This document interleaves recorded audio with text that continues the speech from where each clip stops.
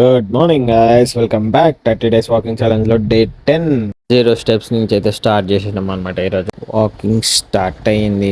నేను మమ్మీ ఎక్కడ చేస్తున్నాం అనుకుంటున్నారా? ఆగండి చెప్తాను, ఎందుకు కంగారు, వెయిట్ అండ్ సీ. నమస్కారం, శుభోదయం. శుభోదయం.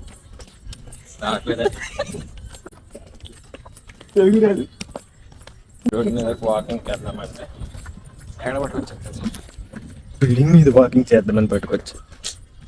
ఎక్కడో దారి వాకింగ్ అవుతుందా లేదా? వాకింగ్ అంటే ఎక్కడెక్కడో తిరగడం ఉంది. బాగుంది. మీరు కామెంట్ చేయండి. లెవెల్లో ఉంది. మీరు కామెంట్ చేయండి, రోడ్డు మీద వాకింగ్ పెట్టాలా లేకపోతే బిల్డింగ్ మీద వాకింగ్ పెట్టాలి? ఒక లెవెల్ ఉంటుంది బిల్డింగ్ మీద ఒక లెవెల్ ఉంటుంది.